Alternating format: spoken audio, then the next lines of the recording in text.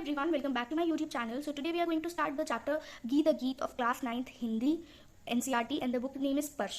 Chapter का नाम है गीत गीत, जैसा कि आप सब लोग भी देख सकते हैं। इस कविता को लिखा है रामधारी सिंह दिनकर ने। यहाँ पे थोड़ी मुझे कंफ्यूजन होती है बोलने में, रामधारी सिंह दिनकर ने ये चैप्टर को लिखा है। इस चैप्टर में हमें बताया, अभी हमने जो भी तुम्हें पढ़ाऊंगी ना वो तुम्हें ऐसे याद होगा ना, ऐसे तुम्हें समझ आएगा ना कि तुम सच्ची बता रही हो। इतना अच्छे से तो मुझे नहीं लगता किसी ने ये चैप्टर या कोई भी हिंदी का चैप्टर तुम्हें इतने अच्छे से पढ़ाया होगा। हाँ, वो अगर तुम्हारी टीचर बहुत अच्छी है तो फिर वो अलग बात है।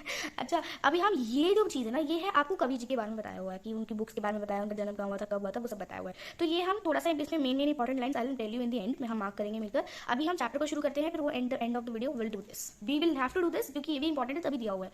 But first let's do the chapter समझ लगेगा तो वही ज़्यादा मेन है ना। तो चैप्टर का नाम है गीत गीत। अच्छा, गीत का मतलब होता है जो गाना गा रहा है, और गीत का मतलब होता है जो गाना नहीं गा रहा है, उसके पास आवाज है पर वो गाना नहीं गा रहा है बिकॉज ऑफ सम सिचुएशंस। तो बहुत सारे आपको 3 सिनेरियोज आपको दी हुई है इस पॉइंट में। सिनेरियोज का मतलब पता है, 3 इमेजिनेशंस दी हुई है आपको, सिनेरियोज कहते हैं उसको। ठीक है, आपको 3 सिचुएशंस दी है, इमेजिनेशन वाली सिचुएशन दी है, उसमें आपको बताया है। फिर उसके बाद एक लाइन पूछना है कि जो गाना गा रहा है वो ज़्यादा अच्छा है या जिसके पास स्वर नहीं है जो वो ज़्यादा अच्छा है, गीत अच्छा है कि गीत अच्छा है। इतना क्लियर है बच्चे? अब हम ये हमारे पास हमारा पहला वाला ये है। ठीक है, चैप्टर है, ये हमारा मेन क्वेश्चन रहेगा, गीत गीत कौन सुंदर है। अब बच्चे इसका आंसर मेरे पास भी नहीं है। आपको अगर क्वेश्चन आ जाए कि आपको बताना ही बताना है तो फिर आप अपना ओपिनियन लिख के आना एंड कुछ ऐसा लिख के आना जिसकी थोड़ा वैलिड हो। Okay, now let's start. गाकर गीत विरह की ताड़नी वेगवती बहती जाती है, दिल हल्का कर लेने को उपलों से कुछ कहती जाती है। तट पर एक गुलाब सोचता, देते स्वर यदि मुझे विधाता, अपने पतझड़ के सपनों का मैं भी जग को गीत सुनाता। गा गा कर बह रही निर्झरी, पाटल मूक खड़ा तट पर है, गीत अगीत कौन सुंदर है। As I said this line will always come. तो क्या पूछा है बच्चे उन्होंने पूछा, सबसे पहली लाइन है, हम ये 2 लाइनें पहले पढ़ेंगे। ठीक है, गाकर गीत विरह के ताटिनी, गाकर गीत विरह के ताटिनी। अब ताटिनी क्या होता है? ताटिनी का मतलब है नदी। ताटिनी का मतलब क्या है? नदी। अब आपको पता है बच्चे, नदी होती है, रिवर बैंक्स होती हैं, किनारे, उनको तट कहते हैं, तट, नदी के तट, किनारों को। ठीक है, तो अब जो इसमें बताया गया है कि नदी क्या कर रही है, नदी अपने किनारों को छोड़ के जा रही है, यू नो इट्स फ्लोइंग। तो लेकिन वो कैसे जा रही है? वो गाना गाते गाते जा रही है। वही बताया कि गाकर गीत विरह के ताटिनी, जो नदी है वो गीत गाते गाते तट से विरह हो रही है, दूर होती जा रही है, वेगवती बहती जाती है। वही बता रही है ना, इट्स फ्लोइंग। Get it? गाकर गीत विरह के ताटिनी मतलब कि नदी जो है वो अपने तट वो अपने तटों से दूर हो रही है। कैसे हो रही है? गीत गाते गाते दूर हो रही है। अब मैम अब वो गीत कैसे गा रही है बच्चे? It's just a scenario, but गीत इसमें भी ऐसे नहीं कि हाँ वो गाना गा रही है, इसमें ऐसे भी नहीं बताया। जब आप पानी की आवाज़, जब नदी फ्लो होती है तो थोड़ी पानी की आवाज़ होती है ना, मुझे नहीं, I don't know how to copy that. ठीक है, तो वो जो साउंड होती है, जो नदी जो क्रिएट करती है, उसको इस चैप्टर इस वाले पैराग्राफ में उस चीज़ को गीत बताया गया है कि वो गीत गाते गाते जा रही है। ठीक है, दिल हल्का कर लेने को अच्छा, आपको ये लाइन कह रहे हैं ना, अगली वाली लाइन लेट्स रीड। दिल हल्का कर लेने को उपलों से कुछ कहती जाती है। अब बच्चे, अब वो दूर जा रही है तो मतलब उसको बुरा तो लगेगा ना। फॉर एग्जाम्पल, आप और आपकी सिस्टर है, ठीक है, आप लोग हमेशा साथ साथ रहते हैं, but because of some situation you have to get separated, तो आपको दुख तो होगा ना बच्चे। तो वैसे ही जब नदी और उसके तट जब वो अलग हो रही हैं, तो जो नदी है वो क्या कर रही है, वो अपना दिल हल्का करने को, मतलब थोड़ा अपना दिल हल्का, समझ रहे हो ना क्या होता है दिल हल्का करने को, वो क्या कर रही है? उपलों का मतलब होता है बच्चे पत्थर, as I have already written. वो पत्थर होते हैं ना नदी के किनारे, पत्थर पड़े होते हैं, the banks of the river there are stones, rocks. उन पत्थरों को वो कुछ कहती जा रही है, मतलब कुछ कह के उनको जा रही है, मुझे नहीं पता क्या कहते जा रही है, बट उनको कुछ कह के वो जा रही है। तट पर एक गुलाब सोचता, नेक्स्ट वाली लाइन पढ़ रहे हैं हम बच्चे, अभी ये एक ही है, कंबाइन है ऑल टुगेदर। तट पर मतलब कि on the banks of the river, किनारे पर एक गुलाब सोच रहा है। अब वो सोच रहा है या भगवान से बात कर रहा है, एक ही बात है। वो भगवान को, विधाता का मतलब होता है भगवान।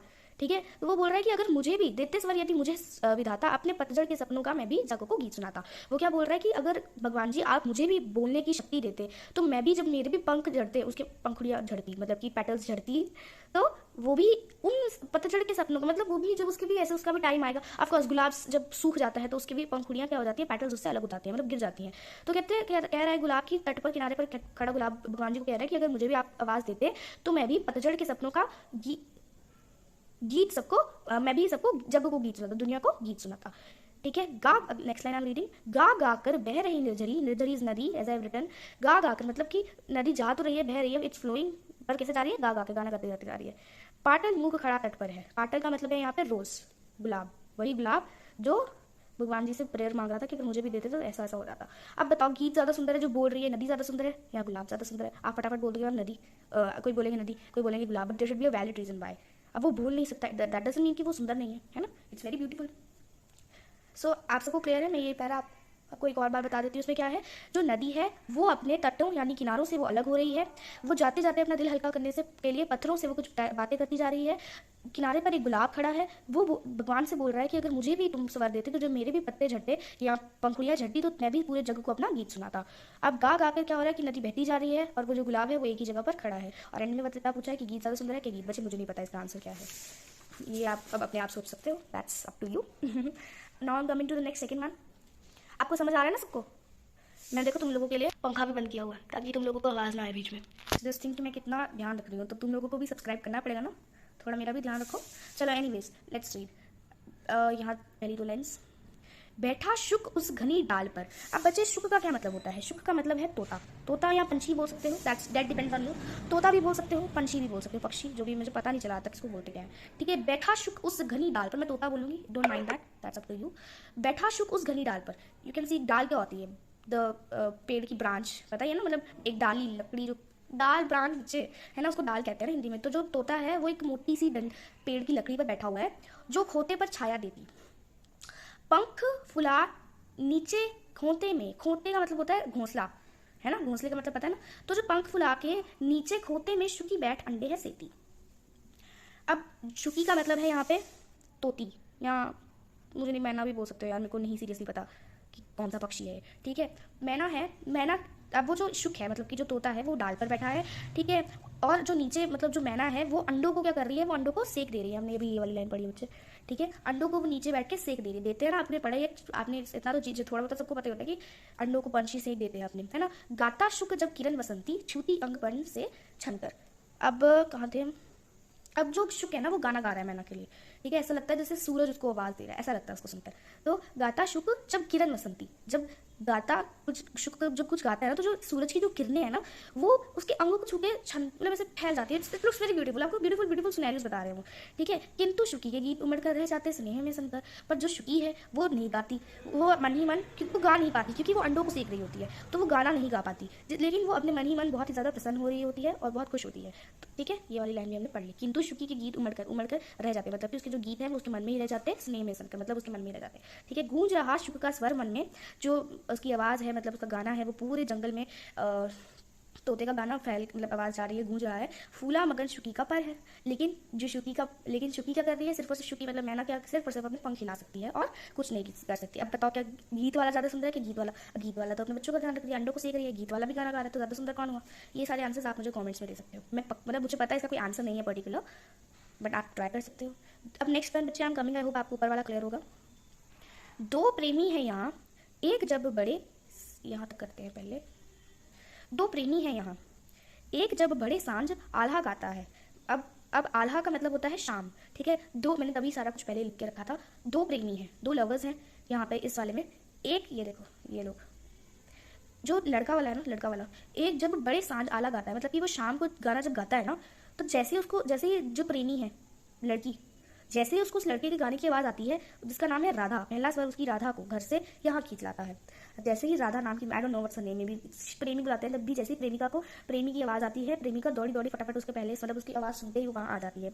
पर वो उसके साथ जाके खड़ी नहीं हो जाती, वो नीम के पेड़ के नीचे छुपकर सुनती है, चोरी चोरी खड़ी नीम की छाया में छिपकर सुनती है। हमने ये दो पढ़ी, फिर ये दो पढ़ी, ठीक है। चोरी चोरी वो उसके साथ नहीं जाती, वो नीम के पेड़ के नीचे रहकर चोरी चोरी उसकी बातें को सुनती है, ठीक है, उसके गाने को सुनती है। अब वो अपने आप से पूछती है, हुई ना क्यों मैं कड़ी गीत की बिगना, यो मन में गुनती है,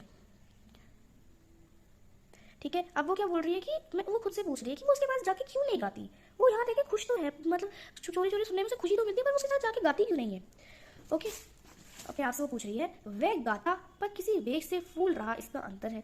वो गाता तो है पर किसी ना किसी वजह से वो रुक जाती है प्रेमिका उसके पास जाने से। अब बताओ गीत ज़्यादा सुंदर है कि गीत वाला ज़्यादा सुंदर है? ये सारे क्वेश्चंस मेरे आपसे हैं। तो प्लीज़ बच्चे, अगर आपको चैप्टर में इस यहाँ मतलब अभी खत्म नहीं हुई वीडियो, अगर इसमें किसी को भी कोई डाउट हो तो please you can tell me in the comment section. Of course I would love to answer. अगर कोई वर्ड भी मुझे लगता है होगा किसी को कोई डाउट, मैंने वैसे जितने भी बेसिक मुझे लगा कि वर्ड्स हार्ड है, मैंने उन वर्ड्स को पहले लिख दिया है। अगर किसी और भी चीज़ में डाउट है तो प्लीज़ आप कमेंट सेक्शन में, मैं अभी इसी वजह से आपका कमेंट सेक्शन अपना ऑन रखती हूँ, ठीक है। अभी हम फटाफट से ये रामधारी सिंह दिनकर की कहानी को पढ़ते हैं, मतलब थोड़ा बहुत पढ़ते हैं। रामधारी सिंह दिनकर का जन्म बिहार के, मैं आपको बताती हूँ क्या क्या इंपॉर्टेंट है, ठीक है। हाँ बच्चे, ये तो पूरा आंसर है, वैसे मैं बता दूँ, दिस इज होल आंसर। मेरी कॉपी में अगले वाली वीडियो में यही पढ़ने पूरा याद करना है, तो इसको तो समझने की भी जरूरत नहीं है। ओके, सो ना नेक्स्ट ये वाले बस थोड़ी बहुत लाइनें मैंने अंडरलाइन की जो मुझे इंपॉर्टेंट लगी। रामधारी सिंह दिनकर इनका नाम है बच्चे, नाम मत भूलना, ठीक है। रामधारी सिंह दिनकर का जन्म बिहार के मुंगेर जिले के सिमरिया गांव में 30 सितंबर को हुआ था।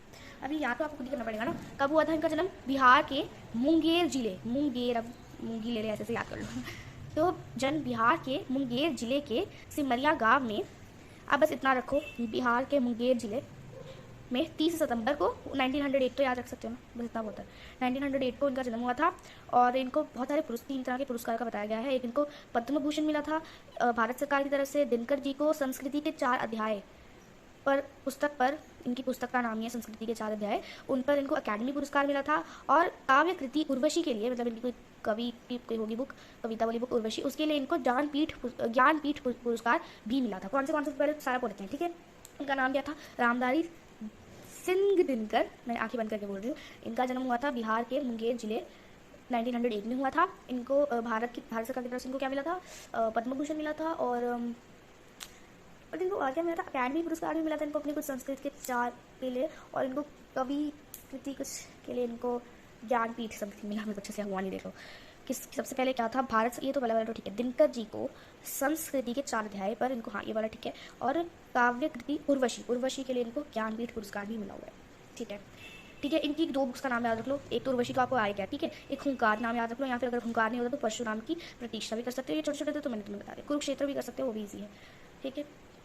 इनकी भाषा मैंने तुम्हें सिंपल वाली बता रही हूँ, ओजस्वी और सरल है, बस that's it, you have to revise in this. एक बार speak with me. Ramdhari Singh Dinkar का जन्म कब हुआ था? 1908 में हुआ था। कहाँ हुआ था? भूल गई, हाँ बिहार के मुंगेर जिले में हुआ था, ठीक है। उसके बाद इनको एक तो भारत सरकार की तरफ से पद्म भूषण मिला था।